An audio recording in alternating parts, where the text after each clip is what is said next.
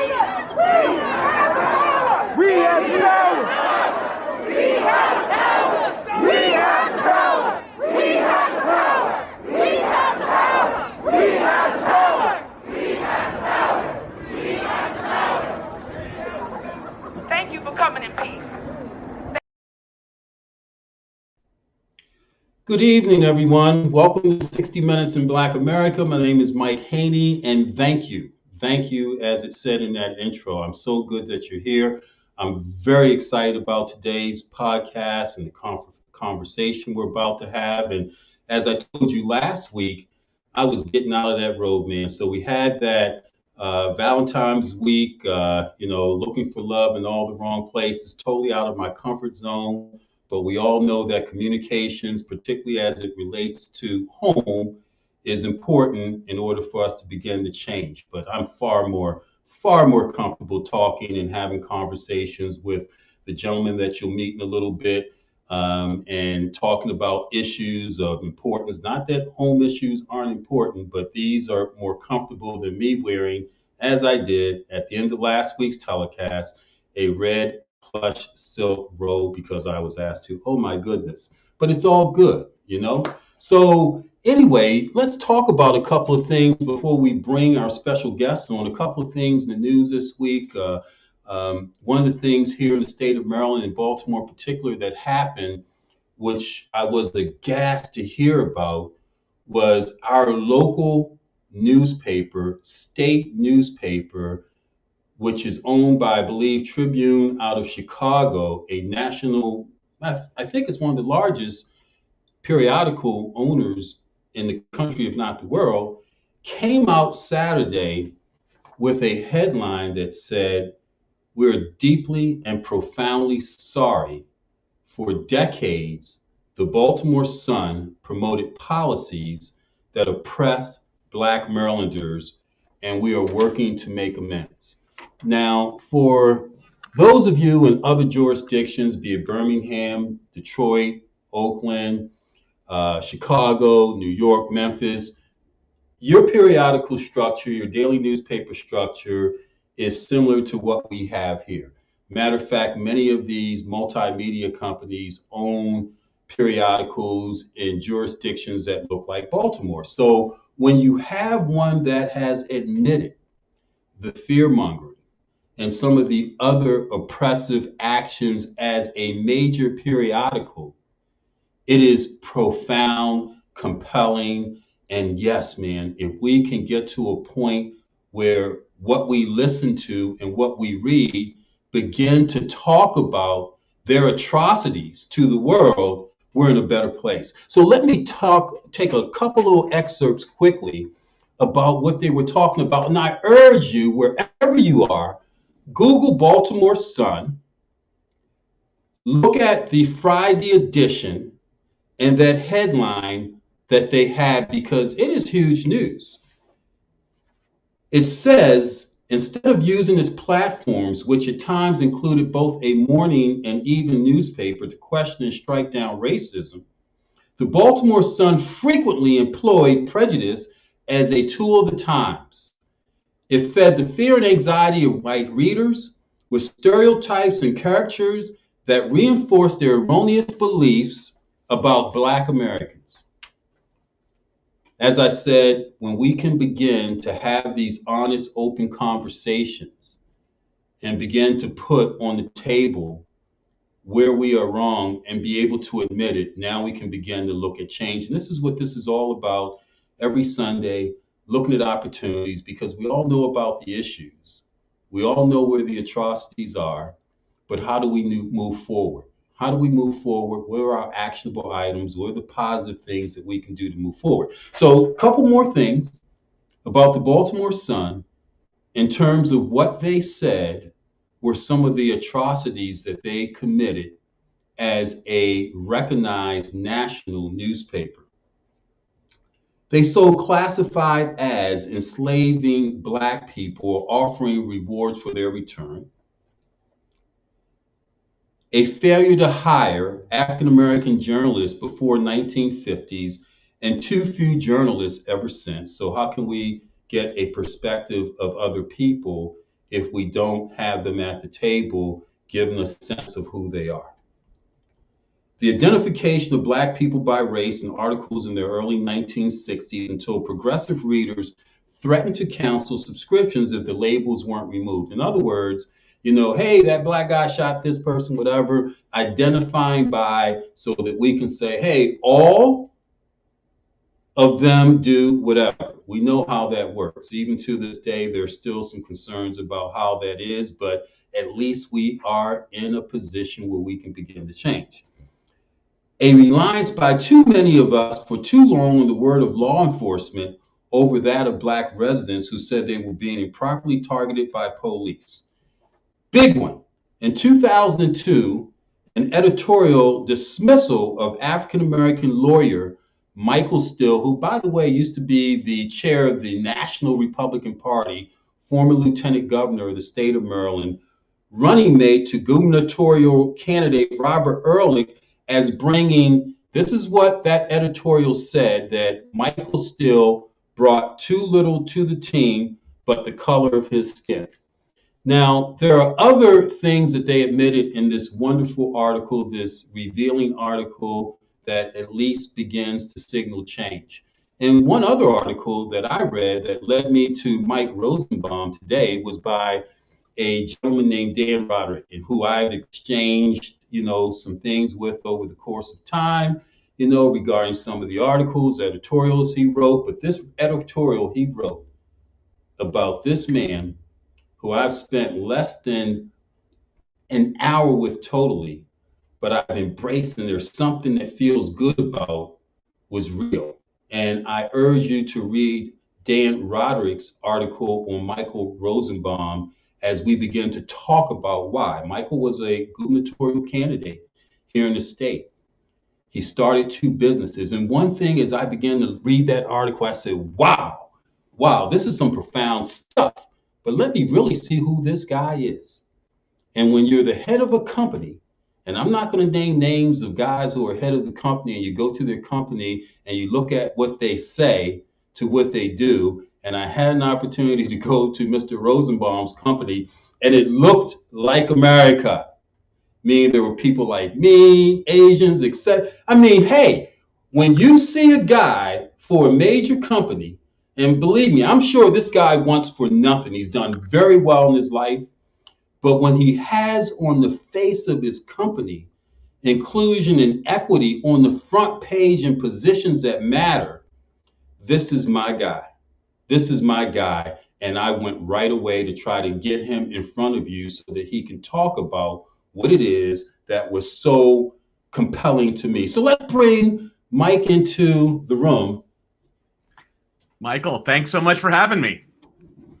Mr. Rosenbaum, and I know you asked me to call you Mike, and I will do that at certain points along here. Welcome. How are you today? I'm great. How are you? I'm doing fantastic. Thank you so much for joining us. And I don't know about you, man, but, and I try not to get into this, but, you're a first.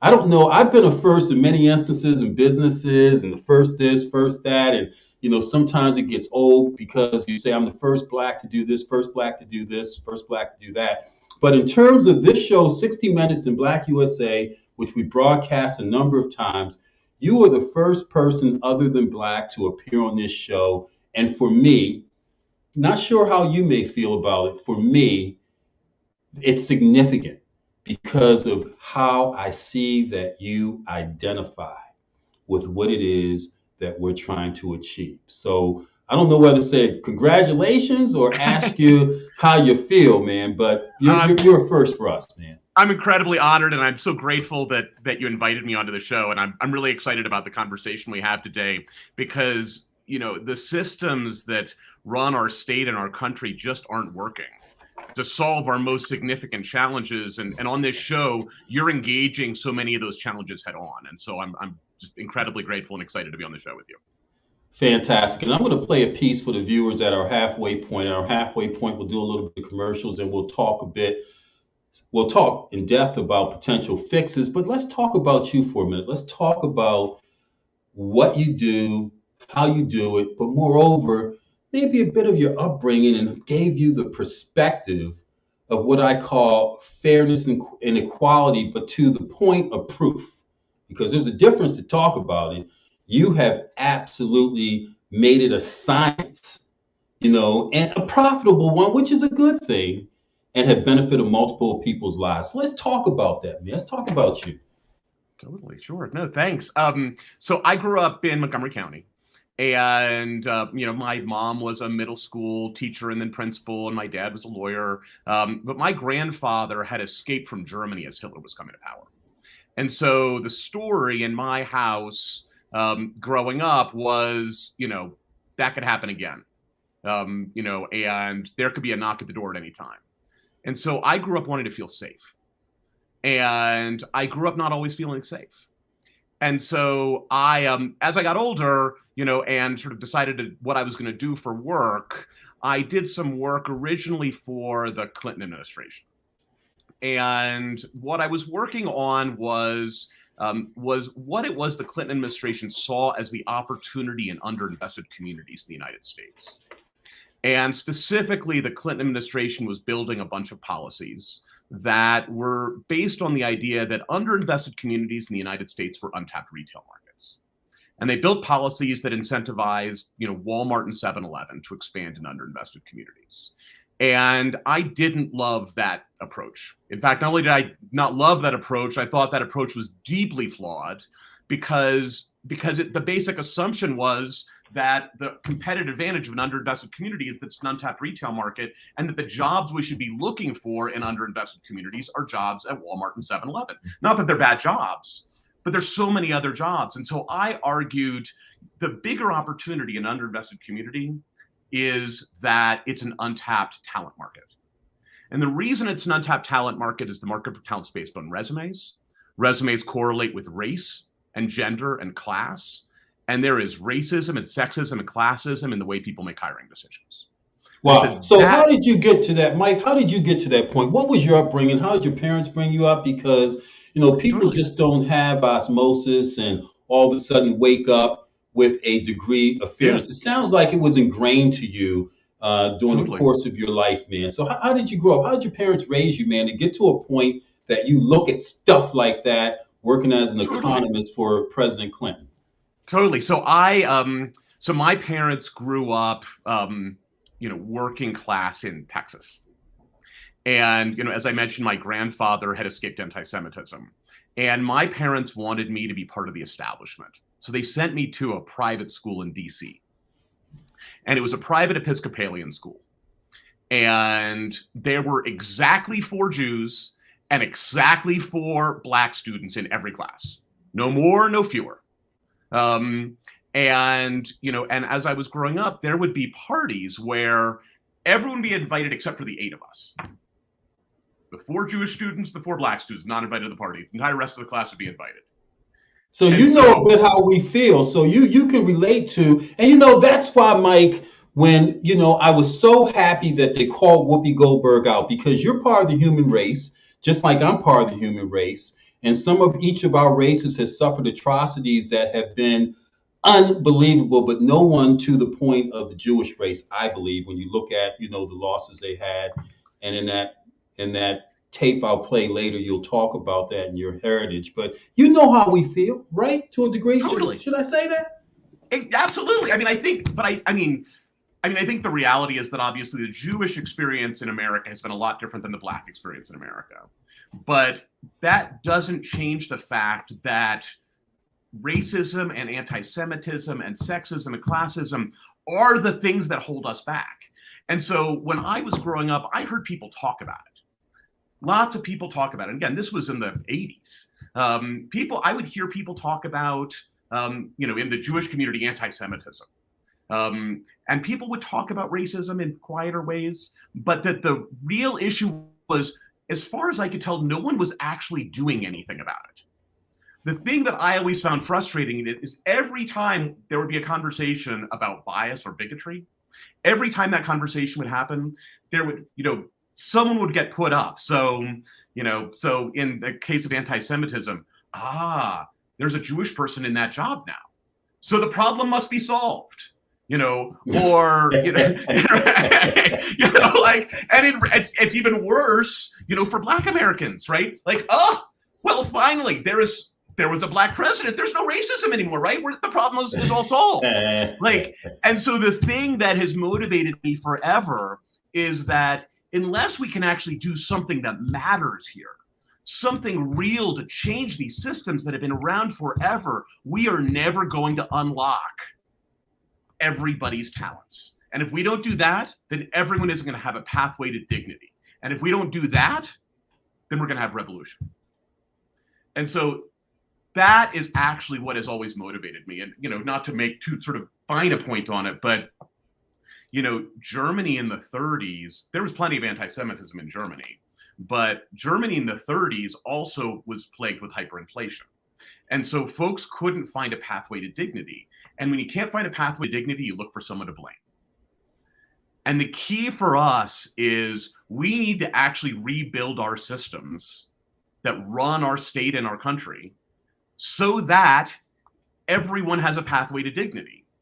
Specifically the folks who have been excluded from those systems for so long, but really everyone. If we do that, then we're all better off. So, Mike, you mentioned revolution, right? You said that if we don't, that, it could result in a revolution. Were we on the cusp of that, or were we on the cusp of that? You felt as a result of the insurrection that happened January 6th, or the issue with George Floyd and Breonna Taylor and the protest during the pandemic. Do you think that we're on the fix, or we're on the cusp of a potential revolution that may not be a positive thing? What's your perspective? My perspective is we are on the cusp of significant instability. What that looks like, I think we're already seeing. I think people don't talk about January 6th sufficiently as sort of what it is, which is an instance of political instability. But this question of what is the deal we all make with each other to live together in peace? And that deal does not work because that deal's been broken, that trust has been violated, and we haven't actually examined what the underpinnings of that deal should be. And that's actually what we need to do. If we do that and we say, what is it we all owe each other? And how do we build our communities so that that deal works? Then we can find a way to stability and peace. But until that happens, we're headed the wrong direction.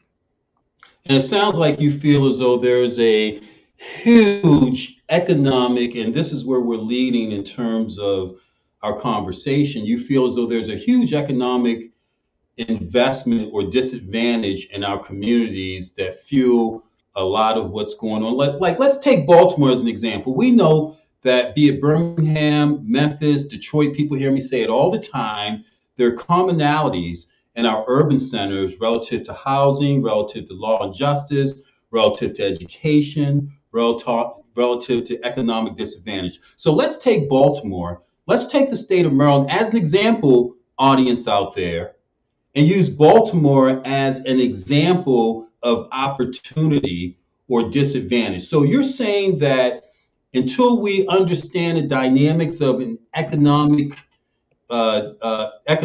issues within communities, nothing's ever going to change? It's so true. I mean, that is what I'm saying. And Michael, you've done a bunch of that work, in preparing folks for particular kinds of jobs and moving up inside the hospitality industry. But in Baltimore specifically, we think about across every industry, across our entire city, the average income for a Baltimore City high school graduate 6 years after graduation is $24,000 a year. 6 years after graduation. That's just for folks who graduated. That doesn't include folks who didn't graduate. Just for folks who graduate from high school, the average income 6 years after graduation is $24,000 a year. The average income required to rent a 2-bedroom apartment in Maryland is $28.60 an hour. So you're already behind the 8 ball. You're already behind the 8 ball is what you're saying, exactly. Right? If you follow all the rules that everyone's laid out for you, follow all the rules, you study, you graduate from high school, 6 years later, you still can't make ends meet. And the discussion we have in the political system is, about things like the minimum wage, which is critically important. I'm not dismissing how important the minimum wage is. But the reality is whether the minimum wage is $15 an hour or $20 an hour, it's poverty in Maryland. The question is, how does everyone have a pathway to make at least $60,000 or $65,000 a year? If everyone does not have that pathway, then we'll never be secure. Man, it's unbelievable. You say $60,000 a year to some people looks like $100,000, and it could be relative to how they've lived. But to see that as a potential reality, and Mike, for a second, before I ask my next question about your company as a power of example of how that can be done, could you define for people, because what's important now is understanding inflation. So during the course of the pandemic, we had almost a revolt of people not wanting to work, particularly in our service industries of healthcare, hospitality, and tourism, or everywhere. Women had an epiphany and decided that they didn't want to work. We lost a significant amount of women to the workforce. So what did employers do? What did companies do? What did the government do? They threw minimal at them in terms of a increase, right? And now we're going through something what people say is an inflationary time. So what does inflation mean so that our viewers understand what we're in now may not suffice whatever raises or whatever they had gotten before during the course of the pandemic? Totally. So in the last year, prices, and by prices, I mean things like groceries, gas, the price for bus fare, all of the daily things that we need each day. The average cost has increased over the last year by about 7%. So that means that if $15 an hour was enough if you were living on $15 an hour before, to buy the same things, it now costs you $16.05. And I think it underscores, Michael, to your point, it underscores the point even more, which is that unless we each have a pathway up, unless we can build that, it won't work. And so that's that. How did you create that in your company? How did you have an example? And I looked at it and researched it was real. And as I said, when I went and did my research on you, your company, the beauty of your page, man, the beauty of your people and the cultures that you have that collaborate in your business. But how did you do this for your company, man? What you suggest we do for the state and the world? Thank you. I mean, so I originally started my first company, Catalyte, because I started it in Baltimore. And I started in Baltimore because at the time I was starting it, the GM plant and the Bethlehem Steel plant were on their last legs. So GM and Bethlehem Steel had employed a lot of folks in the Baltimore area. It was now down to sort of a single-digit number of thousands of people who were employed in the Baltimore area. And the question is, if I would have worked at GM or Bethlehem Steel and had a pathway to economic security that way, what's next? And the problem is that the industries that were growing were plagued with bias based on race and class and gender that made it hard to move into those. So Catalyte was originally built on the idea that we need to make it expensive for people to be racist and sexist. And so what we're going to do is you needed to make it expensive. So you're saying that your business model was one in which you said that in order for people to do business, it would not benefit them to be racist and sexist if they wanted to do business with you or do business in general. Is that what you're saying? Exactly. Wow. So what we're going to do is we're going to prove to the folks who employ software engineers that if they are racist or sexist, that it's going to cost them more money. And as a result, we need to change how they think about things. And if they don't change how they think about things, then they will go out of business. And that was the basic original premise behind the first company, Catalyte. And so what we did is we used data to identify folks who, after training, would be in the top 2% of all software engineers who build software products.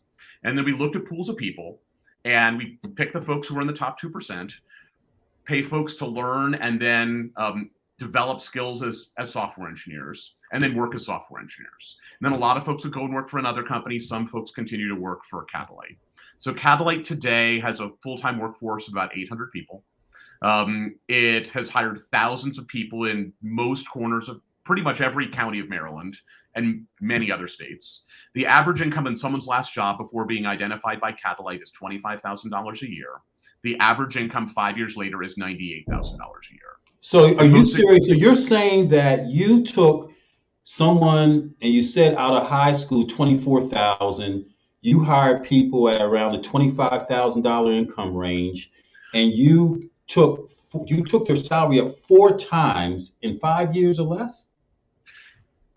Yes, with an asterisk, which is so in folks' last job.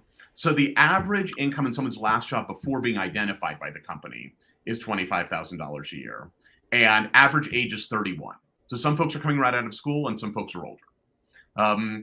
We then pay folks more than $25,000 just when they're starting out. So a beginning apprentice, not even exactly sure the pay today, probably 35 or 40,000, and then go up to 98,000 over a several year period.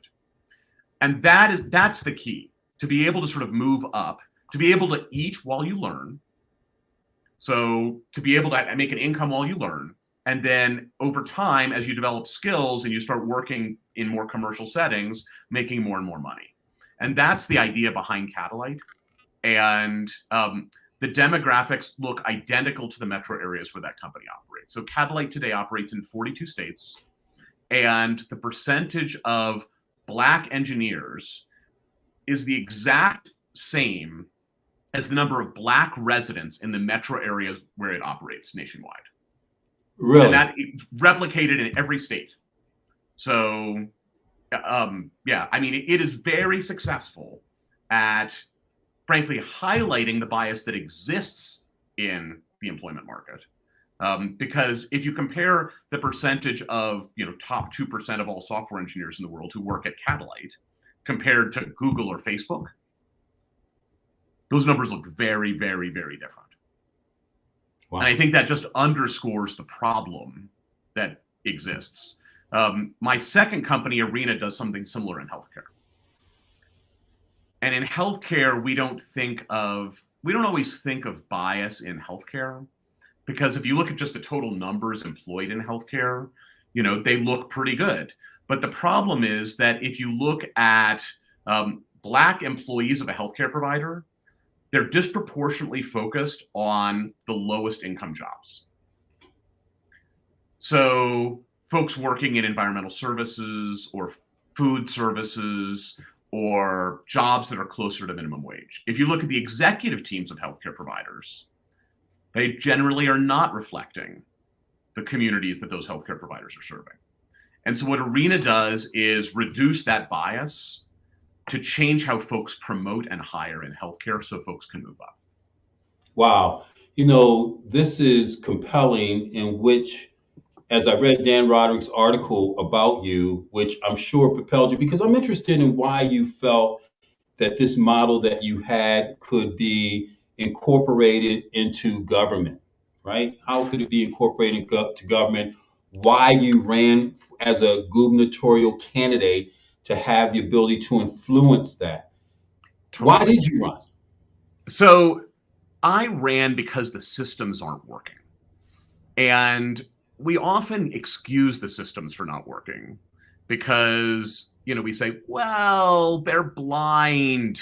But when you think about things like intergenerational wealth, the historic bias that's existed and the current bias that exists in the way that opportunity is allocated, so the way people get jobs, the way people develop skills, and the way people get jobs. If we look at that needs to be fundamentally overhauled. Maryland is one of the richest states in the richest country in the world. And yet we have far too many people in Maryland who are unemployed or underemployed. So Maryland has one of the highest unemployment rates in the entire country, even though it's one of the richest states in the country. It's 37th highest. Well, 13th highest in the country, 5%, a full point higher than national unemployment rates. And that doesn't even include everyone who's sort of working close to minimum wage and not able to make ends meet. And it's because we still have a system that was designed in the 60s. So when In the 60s, if I worked for GM or Bethlehem Steel, I may have worked there for 40 years, and GM or Bethlehem Steel would pay to train me, and I developed skills, and over time, I would get more and more income. Today, I don't work anywhere for 40 years. I work somewhere for a couple of years. And yet the public sector, us as a community, haven't taken on the responsibility of making it possible for each of us to find a career pathway that provides a pathway to dignity and makes it possible for us to pursue it. So today, 54% of us would change industries if we could. Wow. And yet, that's powerful.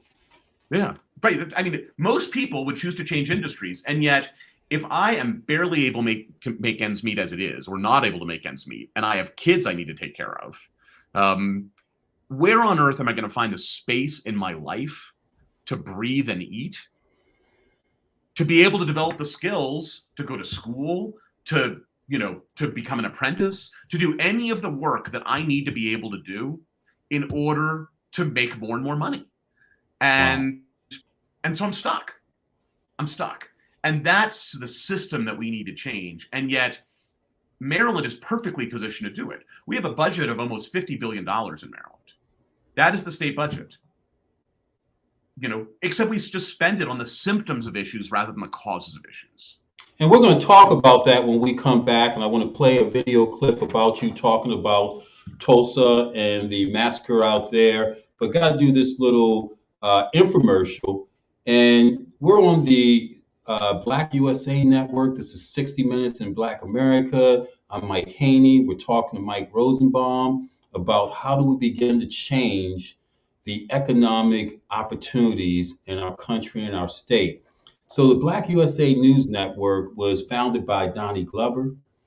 Donnie is a phenomenal publisher and newscaster himself. We have shows every day of the week, Monday through Friday, the Black USA News Special Edition with Donnie. William Honiblo hosts the news morning show from 10 until 11. Monday evenings, Frontline News. Monday evening again at 7, Shared Spaces with Quita, Chap, and Dason, and they've been around a long time. Also at 8 o'clock, the Robert Report out of Alabama. On Tuesday, we keep it moving with Marsha Jews. Wednesday, Conference Room Conversations with Carla Nelson, and Black Business Roundtable with Doug and Dr. Ashley out of Oakland, California. Also from Oakland on Friday nights, Black USA Crypto News with Kamal Hubbard. And on Saturdays at 10:15, Casimir hosts Blackout Live from New York City. Saturday evenings, Joey Noble, live from Miami, one of our newer shows, and which has become one of our more popular shows, hosted by Martin Mitchell out of Prince George's County, Politics Over People. And again, I'm Mike Haynie. Every Sunday at 6 p.m., we broadcast 60 Minutes in Black America. Next Sunday, we have Dr. Joanne Martin talking about Black history from the National Blacks and Wax Museum. On March 6th, a special treat as I travel to Selma, Alabama, walking the Pettus Bridge, broadcasting live from there as we talk about Bloody Sunday. And our guest that day will be Dr. Avis Williams, the superintendent of public schools down there. So really looking forward to that. But again, we're talking with Mike Rosenbaum. Mike is a former gubernatorial candidate, and to me, what I consider a system danger, because he has some plans and ideas that he has quantified. As Dan Roderick's, an editorial writer with the Baltimore Sun, said about Mike, he has more spreadsheets, more data. So he's just not talking out the side of his neck about things that can change the dynamics for people and affect crime and justice.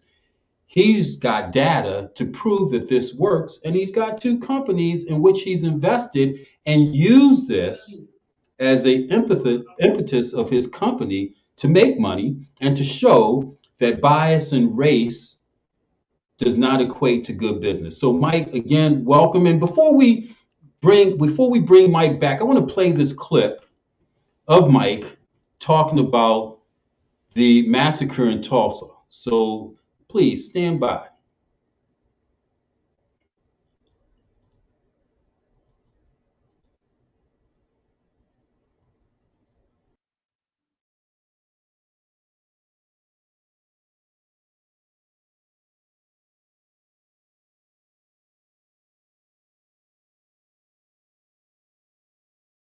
I want to reflect briefly on a seminal moment in our nation's history. 100 years ago today, in Tulsa, Oklahoma, African Americans experienced one of the most profound attacks on their community.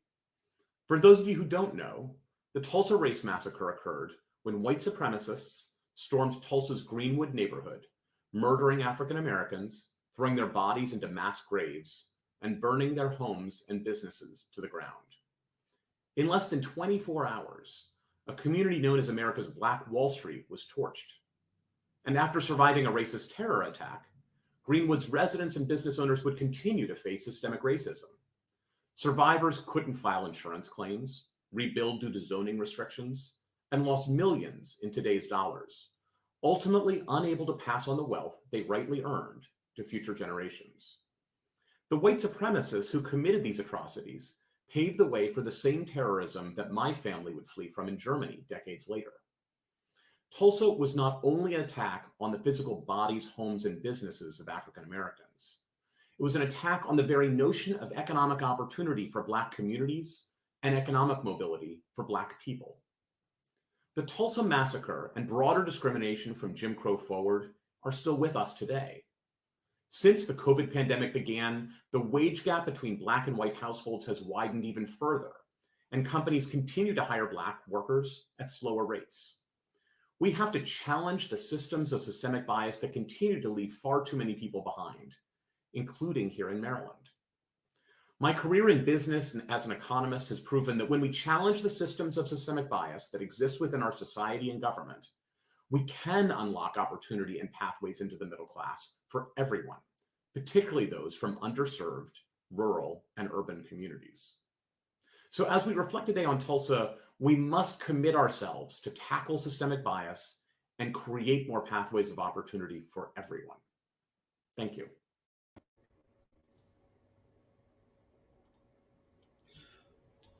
Mike, that was powerful. That was powerful because it told the truth. And so in our last 23, 27 minutes, I want to talk about some of those systemic changes in government that we can change and we should be supporting that will bring economic equality to all people. Talk about that, man, and why you ran for governor and what some of the changes that you put out there that you would make if you were the governor. We may have to draft you, man. We may have to do a write-in, you know. Thank you. So, I think that, I think we're all aware of the sort of bigger systemic issues we grapple with. And, we talked about them a bit before, obviously, in that statement. I had referred to some of the lasting legacies, for things that happened in the past, things that continue to happen today. I think about when I was working for the Clinton White House, I worked on a couple of projects. Just as you showed it, I was thinking about it, that, one of the projects I worked on was that insurance policies on Black churches in the South were getting canceled because of arson risk. So first I get attacked, with arson for a Black church, and then I got my insurance policy canceled. And, it was still happening in the 90s when I was doing that work. I think there's a bigger question, which is sort of what is it that we owe each other and what is the role of the public sector in that? And so when I was running for governor, I suggested a series of policies that are doable by the state of Maryland, doable today. And they're doable because when we make investments that unlock each of our ability to have a pathway to dignity, a pathway up, the state generates more tax revenue and has to spend less on other things.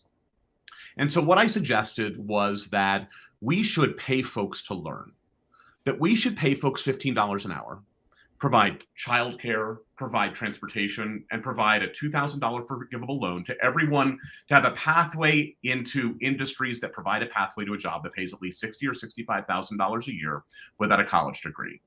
Today, there are 4 major industries and a bunch of smaller industries in the US that provide that pathway. The 100,000 open jobs in Maryland today. What are those industries, Mike? What are those industries? Healthcare, technology, manufacturing, and skilled trades. So you're saying that those 4 industries give an opportunity with the proper training, education, and support to change people's lives to get to a point of the $60,000 threshold that you feel we need? Those 4 industries. Those 4 industries, and it's actually more than that because the way that is counted is that's 100,000 open job postings. So it's actually more than that in total numbers of jobs, but it's at least 100,000 jobs just in those 4 industries. And there are other industries too, but I call those out because those are the largest in terms of open jobs in the state today. So we have a whole bunch of open jobs, and yet we have over 150,000 people who are unemployment. And that doesn't include folks who are making some amount of money, but not able to make ends meet and don't have a pathway up. So what I'm suggesting is that we should pay everybody who, while they learn, we should pay everyone $15 an hour at least, provide services that are needed in order to get there. So pay for childcare, pay for transportation, and pay for the upfront costs, give cash for the upfront costs for things like clothes or gas in your car, or some of the upfront costs that you need when you need a new job. You sort of need a bridge to those first few paychecks, that we provide that, and then we fully pay for the cost of training. So to go to nursing school, for example, that might mean pay folks while they're in nursing school and fully fund the tuition for nursing school. For carpenters, that actually might look different. But all of those pathways provide a pathway up within a relatively short period of time to a job that pays $60,000 or $65,000 a year. We just haven't made it possible for most people to take those pathways. And yet, if we were to say on the part of the state, we're going to do this, and we're going to start from where the state is today. So what I suggested was we start with 20,000 people in the first year, and within 5 years ramp that to 150,000 people a year, which we can do with the existing state infrastructure. It will cost the state money, but the state ultimately will make money pretty quickly. So when I say it'll cost the state money, my suggestion, which was to ramp to 150,000 people a year within a several year period, suggested it was going to cost the state, it was going to be a cash investment of about $600 million. But within 6 years or so, the state itself will make $2 to $3 billion a year in the state budget, more than it has today. So it will free up money. Mike, right. So Mike, that is profound that you feel the payback would be within 5 years or whatever the very reasonable time period it is. But Baltimore City, as an example, with some of the larger, more prominent medical centers in the country and some of the technology companies that support them because they feed into each other, it seems. They just have this money factory that just keeps repaying itself. When you look at crime in a city like Baltimore, right? How do you see something of this nature impacting in our urban centers crime and the issues we have with poverty and education? How does this play out? If we hire 50,000 people in Baltimore City, we will change the equation in Baltimore City. My first company, Catalyte, when we hire someone in Baltimore, we get like 10 applications within 4 blocks of someone's house. That's hope. Today, if I play by the rules and 6 years after I graduate from high school, I'm making $24,000 a year and still have no pathway to dignity, then the question is, why am I playing by the rules? These rules that someone else set for me. What I'm saying is, if I have a pathway, the reason why when Catalyte hires someone in Baltimore, we get, and the same thing happens in Memphis, and the same thing happens in Birmingham, all of which places Catalyte has folks. If we do that, and we say, okay, there's a path over a several year period to make enough money to have dignity, to be secure. Now, all of a sudden, everyone's like, okay, I want to do that. And we will fundamentally change the equation. Historically, we've talked about the criminal justice system. And I spent a year as a criminal defense lawyer in Massachusetts, student criminal defense lawyer, in a place called Roxbury, Massachusetts. Where I lived there. I know it well. I lived there. You lived in Roxbury. Excellent. So I spent a year working in Roxbury District Court, where Roxbury District Court was filled with young Black men charged with possession of small amounts of cannabis. Filled. I was living in Cambridge, Massachusetts. There was no one charged with possession of cannabis in Cambridge, Massachusetts. The basic systemic problem of the criminal justice system has reinforced this problem. As we all know, it's sort of that system does kind of what it was originally designed to do. But fundamentally, we can pair this with changing how we think about things like expungement law in Maryland. So Maryland has really regressive expungement law, when Catalyte first started, we had a significant focus on returning citizens. It's hard for a single private sector entity to really grapple with that issue without the entire community grappling with that issue. But today in Maryland, just an arrest or an acquittal on my record for 3 years. If I'm convicted, it's far longer than that. So the question is, if I come out, if I return from incarceration and don't have a way to support myself, again, question what we owe each other is undermined. And so part of my suggestion in my gubernatorial run was that we need to change expungement law.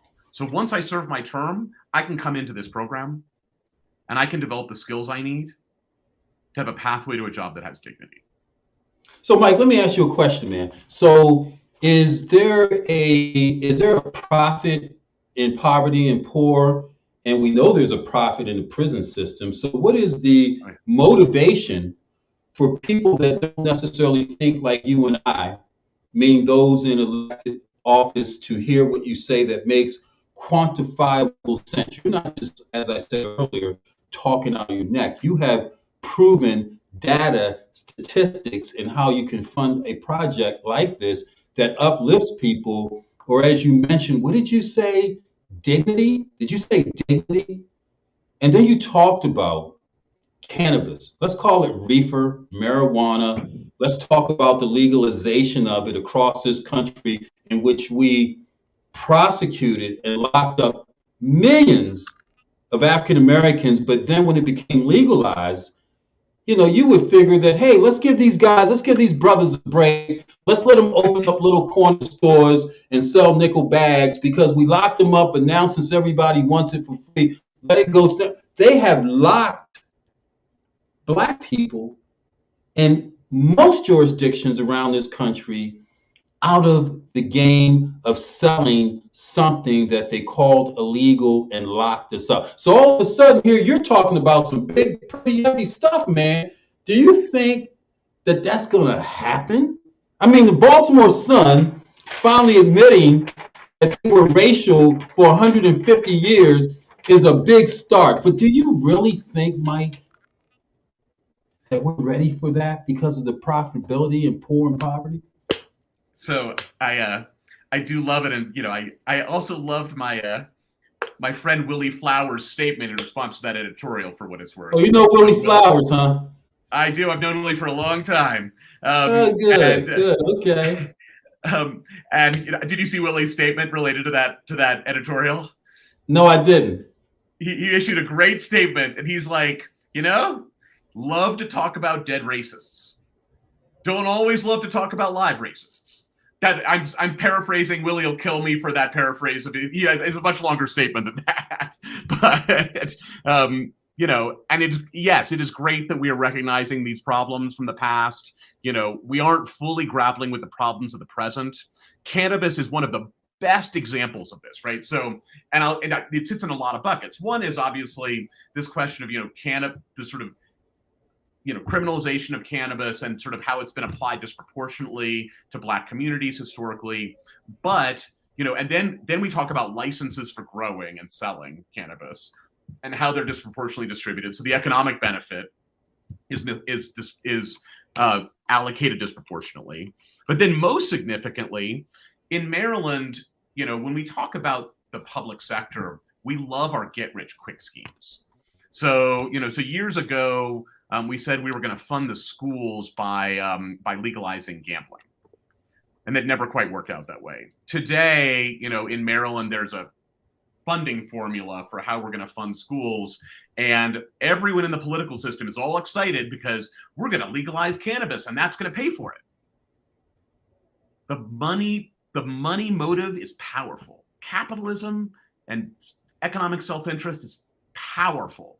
It is the job of the public sector to create a system so that we harness that motive for the ends we want.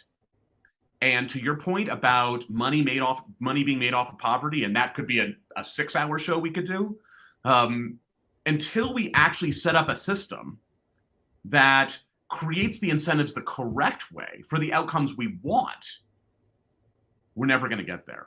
And cannabis. You're right, Mike. And so Mike, I look at your company, right? And hey, I admire you. I have a feeling we're going to be friends we are friends for life, man. It's amazing how we meet each other and how the spirit puts ourselves in each other's life at the correct time, right? But you were not a nonprofit, were you? Your two companies, right? You made money, right? I did, but I started the first company as a nonprofit. You started the first company as a nonprofit as a kind of proof of what it is that could be possible. But the point I'm making, Mike, is that when money becomes a motivator to end racism, and you said in a couple of excerpts that you showed, and I have said this for decades to companies, because there are many politicians, and I'm not going to say look like you because you're just like me. We're part of the human race. I'm going to stop saying that. I have learned a lot of things in my old life that we're all part of that human race. And it's not about you looking like that, me looking like that. But a lot of politicians now that say a lot of things out of their mouth, and you go to their business site, they're missing on a lot because they have no one that diversifies, even our politicians out there now, no one in their circle that's diverse. Because one told me one time, he said, and I asked him, I said, well, why don't you have any Black people? He says, I never thought about it. But how much money, and that was profound to me, that answer. He never thought about it. But the point is that what are they missing out on relative to an opportunity to make money? So if the Baltimore Sun and the Chicago Tribune and the Memphis Times is polluting to what it said, fear-mongering, that a guy like me is just like what you may hear they locked up when Hogan did his press conference the other day, right? So they're not distinguishing or differentiating between me and them. So where is the opportunity? Where's the opportunity for a guy like me, or a guy that doesn't necessarily have the opportunity that I have? Is it going to change, Mike? How do we change it without someone like you at the leadership helm? So I think that we need, in the same way as my businesses were built on the idea of making it expensive for employers to be racist, I think that we need to make it expensive for political figures to be afraid. Today, I think we see a lot of fear among political figures. Folks are risk averse. Folks are so inspired by a political career, by their existing political career, by their future political career. They're so motivated by that they're afraid to do anything big. And as a result, we get what we've got, which is, Maryland has lots of great little programs. We tweak around the edges. We have lots of great $10 and $20 million programs all over the place that are fabulous and brilliant. But we don't fundamentally question the underpinnings of what we're doing and say, we have an almost $50 billion a year state budget. It doesn't need to be this way. We need to turn our priorities on our head and fundamentally change what we are doing. That's what we need to encourage our political figures to do. And we need to make it expensive for them not to do it. So, Mike, you're not in the race. You're not in the race, right? So when you look at political figures on a national basis, let's talk about Joe Biden for 2 minutes. We got 6 minutes left. Let's talk about Joe Biden and the fact that Joe Biden got elected. And most people attribute his election to when Clyburn put his arms around him and endorsed him in South Carolina and carried away with the Black vote, right? And Blacks seem to have been disengaged with him recently. What do you feel about Joe Biden and his ability to make some changes that you feel are beneficial and not superficial? So I think it's very difficult to do some of these things at a federal level, because at the federal level, there's so much politicking. There's so much of a partisan fight that it's actually everything kind of ends up getting watered down. You start with something, and what Joe Biden's role in that is versus Senate or House leadership, I'm not sure I'm well positioned to express an opinion on. What I do have an opinion on is Maryland, because Maryland actually has all the tools available to it to make these fundamental changes. And the question is, why don't we? That is the piece that I grapple with. Why don't we? You know, I can come up with all kinds of reasons why at the federal government level it's very hard to fundamentally change these systems. But well, you know, Mike, I'm gonna cut you some slack. I'm gonna cut you some slack this time. Next time we come back on, man, we're gonna really engage. Here's a guy that was an economist during the Clinton administration, right? An economist, and had some profound thoughts about, you know, some of his disagreements with their approach. But I'm gonna get you the next time, man. I'm gonna let you off the hook now. So we're gonna go to Maryland, right? And so you're out of the race for now. Out of the race for now, because I think the more people hear about you, the more people are going to say, well, hey, you guys need to pay attention to what this guy is saying. Who is the horse in that race that we should be looking at that has the flexibility in their jargon, in their philosophy to take on what Mike Rosenbaum is talking about in terms of change? Who is it that you're looking at? So I have said publicly that I am not supporting any of the candidates in the primary. I will talk to all of them. What I have started to say to them is, I have a plan. We have a plan ready to go here. It's all baked. The numbers are done. It's ready to go. All you have to do is say, I will do this. So that is my challenge to all the gubernatorial candidates.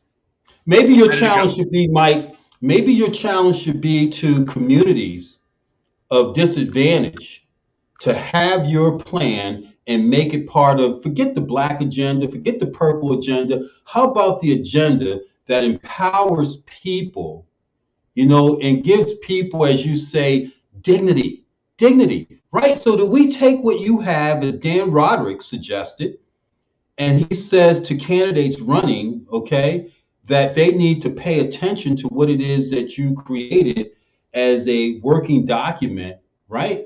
And we say, okay, let's take Mike Rosenbaum, and let's take Mike Rosenbaum with us when we go talk to Westmore, and we go talk to Peter Franchot, and we go talk to some of the gubernatorial candidates around the country and say, we want you to pay attention to this. This is some tangible, quantifiable stuff that we want you to promise and commit to doing. Is that an opportunity?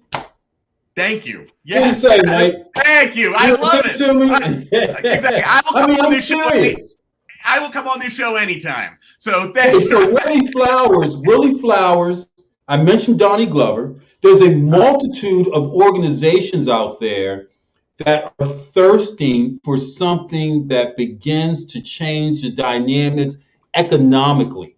We know that if I offer a young kid out of Mervo or Carver or any inner city school an opportunity within 5 years, or by the time they're 31, to make $90,000 or whatever that number is, all of a sudden the corners don't become as attractive to them. But we have to change the mindset of our politicians to take our money, our tax money, and invest it differently. They lose millions, hundreds of millions anyway. Why don't you take a chance on losing on this? So, Mike, I hope that we can get together off of this show and really, to what this show is about, begin to make changes by taking and bringing and exposing you and your plan so that we can hold the Franchos, the Moores, the Kings, and the Perez's and the other ones in the race and say, hey, what do you think? We want you to take a look and potentially do this. You good with that? I love that idea. Thank you. Anytime. I appreciate it. That is fantastic. Well, listen, Mike, we're down to 1 minute, man. I could talk to you for hours. And matter of fact, I'll be in touch with you in the coming days so that we can look at some other platforms to expose you, because you're a great man. You take care of your kids, you take care of your family, you take care of your employees, and you wanted to take care of us here in the state. But, you know, for whatever reasons, you know, people don't listen all the time and vote for great people, at least not right now. But who knows? We may be able to get you as a write-in candidate. So final thoughts, Mike. Give us some final thoughts, man. I'm just so grateful that you give voice to these ideas and that you do this show. This show is so important. It's so important to engage the topics that other media outlets aren't engaging. And I appreciate your willingness to dig into the substance and to hold people accountable. So thank you for this. I really appreciate it. This has been a great show. You've been listening to 60 Minutes in Black America. Mike Rosenbaum, thank you so much for joining us. Viewers, we look forward to seeing you next week. Have a great week. Stay healthy, stay safe, and good night, everyone. Good night.